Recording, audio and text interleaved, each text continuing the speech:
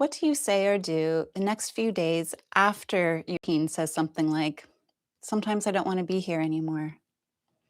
In the moment, let's say that you work really well with your own internal system so you can stay as calm and connected as possible. You ask the important questions. All of this we addressed in the past few episodes, and I do encourage you to watch them if you haven't already. But then later, you're lying in bed thinking, should I go check on them again? What if I miss something? Should I give them space or stay close or right? And underneath all of that, there's a part of you that's still really scared, maybe even more scared now than that first initial conversation. Welcome. I'm so glad you're here. This is Self-Led Parenting Live, where we explore how to stay connected to our kids and to ourselves, especially in the moments that feel the most overwhelming to us as parents. My name is Jacqueline Long. I'm a licensed marriage and family therapist, and I work alongside a wonderful group of clinicians supporting children, teens, adults, and families all across California at Mindful Child and Family Therapy. And today we're talking about what to do after the first conversation with your kids about them talking about wanting to hurt themselves or self-harm, because what follows matters just as much as that first initial conversation. And before we go further, if this topic feels activating at any point, please take care of yourself. Pause if you want to, step away if you need to. And if it feels okay to continue, just notice what's happening inside. You can notice that you're here and I'm here with you. And if questions come up for you, you can drop them in the comments. I'd love to respond in future episodes. So today, let's start here. After a conversation where your kid shares with you that they've been thinking about hurting themselves and not wanting to be here anymore, most of us will understandably swing between two extreme parts of us inside. On one hand, a part of us will move in too close or at least feel compelled to hover, check in consciously, constantly, anxiously hiding sharp objects, doing all we can to make sure that they don't. Understandable. On the other hand, there's a part that will pull back really far, maybe even giving too much space, wanting to not talk about it again at all, acting as though nothing ever happened. And sometimes we can see these polarizations play out in different partners too. Two different people in the same family might be holding these extremes, but it's helpful to know that we also tend to have both of these parts of us inside. And please know that neither one is wrong. Both are simply coming from parts of us that care deeply. These parts care so deeply about our kids, and these parts are trying their best to do the right thing. But today I want to offer a third path, offering our kids the kind of presence that allows us to stay connected without overwhelming them. It's a non-fixing, non-abandoning presence that comes from being in relationship with these two polarized or extreme parts of ourselves inside. It's about being with ourselves first. So after they open up, there's often a mix of parts, a whole bunch of parts inside a kid in that much pain. A part that shared something vulnerable, probably hoping to get some support around it. Another part that now feels exposed. There might be a part that's wondering, did I say too much? Are they going to be overly worried about me now? Are they going to see me as a problem? And sometimes a protective part might come in and take over them and say, let's just shut this down. Let's just shut all of this down now. So it's very common after teens open up to you about this for them to act like nothing happened, for them to pull back or change the subject, or even seem more distant and disconnected than ever before. And inside of you, your parts might be a little polarized, right? Again, one part might be saying, what if something happens overnight? I need to keep checking. I can't relax. The hypervigilant one. And another part might be saying, I don't want to make it worse by talking about it too much. I should just give them space. And here's the thing to keep in mind. Both parts inside of you are trying to protect you and your kid in different ways at the same time. They're trying their best with what they've got. So, what does it look like to stay connected without overwhelming your kid? First, these two parts of you need your attention. If you can be with these two parts of you and get to know them and address their concerns, it'll actually be more possible for you to then stay connected to your kid. You'll be more self-led. You'll be more in touch with the part of you that thinks it's best not to talk about it. You'll be more in touch with the part of you that feels compelled to chase your kid and get as much information as possible from your kid. And when you're in touch with these parts, when you're self-led or more self-led instead of being parts-led, it might sound a little more like this. I'm right here with you, without constant checking or complete withdrawal. This is something us parents really need, a way to return to the conversation later, like the next day. So after spending some time with your own internal system, after turning towards and being with your own inner system, you might say, hey, I've been thinking about what you shared yesterday, and I just want you to know I'm still here with you in it. And if they roll their eyes or look away, you can say, you don't have to talk about it right now. I just didn't want to pretend it didn't happen. I'm here whenever you're ready. That does three powerful things.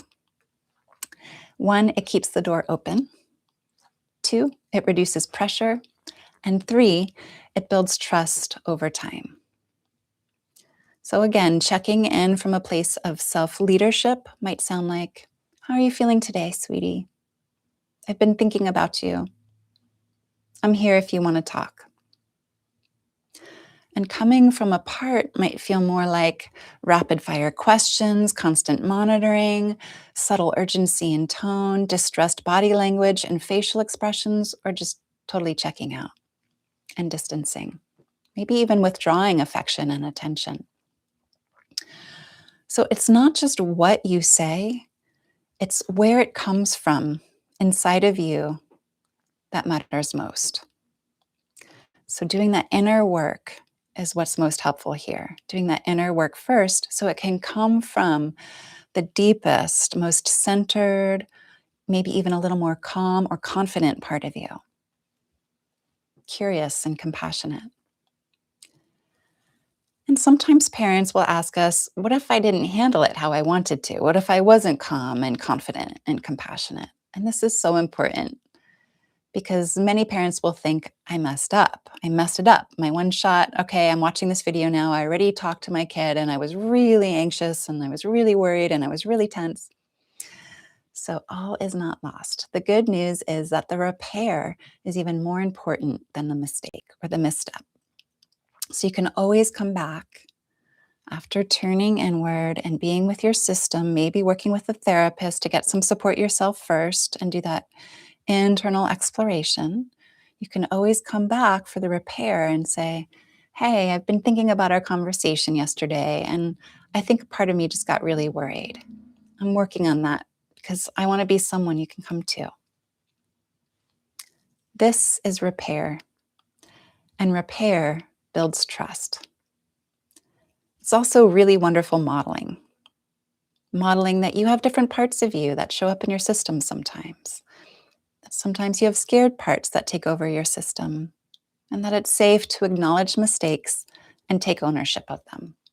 That reconnection is possible after mistakes. This is all really helpful for a child system or a teen system that's in pain. It's great modeling. And I also just want to state clearly that if your child has a plan or an intent and a means, that's the moment to bring in immediate support. Dial 988 in the US or go to your nearest emergency room. I address how to assess whether your child has a plan and a means and an intent in episode 7. So I do encourage you to watch episode 7 so you can learn how to assess from a self-led place. Otherwise, if your kid doesn't have a plan or a means or an intent, then focus on building an ongoing relational bridge with your kid. That's what helps the most. Establish a warm stream of calm, compassionate, caring connection. That's what's most helpful. So if that doesn't seem possible, if the relationship seems ruptured, reach out to a therapist for support. Your kid needs you more than you know. Your kid needs you more than they know. And us therapists are here to help you nurture those connections with your kid so they can be healing connections. Healing happens in relationship. Relationship with ourselves, relationship with each other, relationships with our kids. So before we close, I'd like to invite you to take a moment to spend some time connecting with your own internal system around this, just briefly, just like a little dip in. And if it doesn't feel right to you, you can just let it go. So see if you might be willing to go inside and just notice what happens inside of you when you think about your child being in pain. And just notice, where do you find that part in or around your body?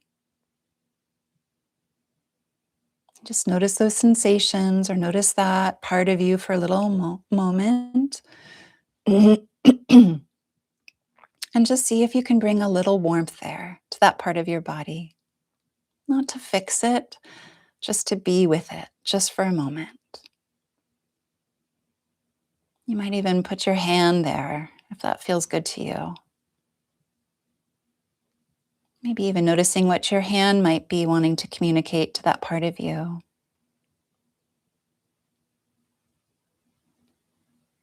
And then when you're ready, you can just begin to gently shift from the inside back into the outside. So that process of going inward and being with ourselves, that's the U-turn. In internal family systems, or IFS, we call that the parenting U-turn. That's the practice of shifting your attention from your child back home to yourself. And that shift matters. It matters a lot. And before we close, I'd like to shift here and read a letter written from the perspective of a kid in pain, written to their parent. And after that letter, I'll offer some takeaways, so I do hope you'll hang in there with me until the end. This letter is called "Please Don't Disappear After I Open Up." Pardon.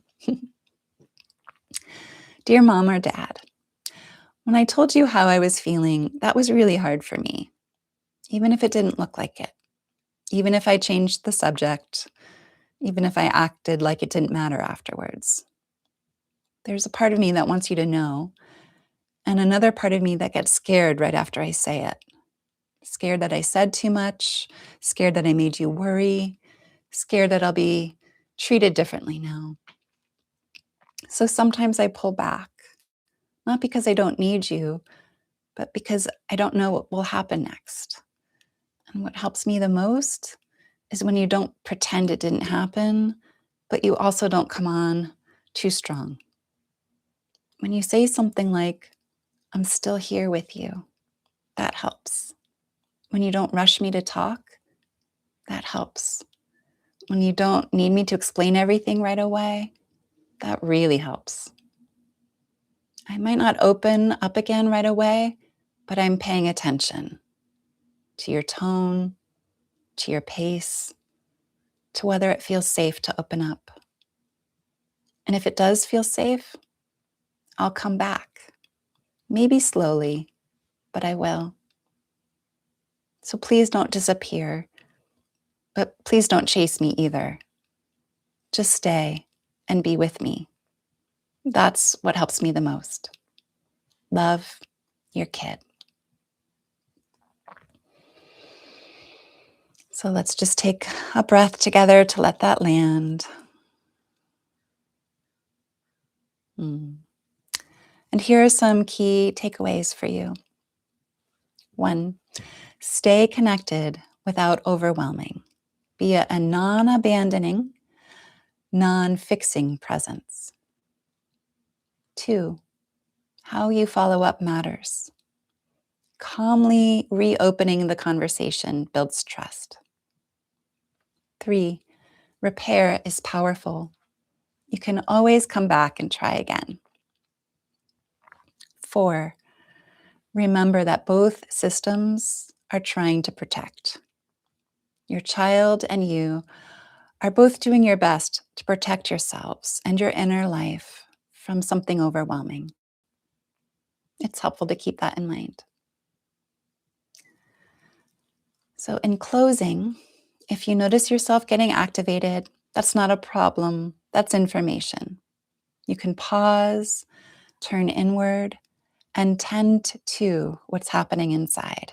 That's the U-turn. And when you bring even a little more steadiness to your own inner world, it changes the space, the relational field between you and your child in a way that's truly healing. So thank you for being here. Thank you for doing some of the most important work in the world, raising kids. And I'll see you next Tuesday at 12.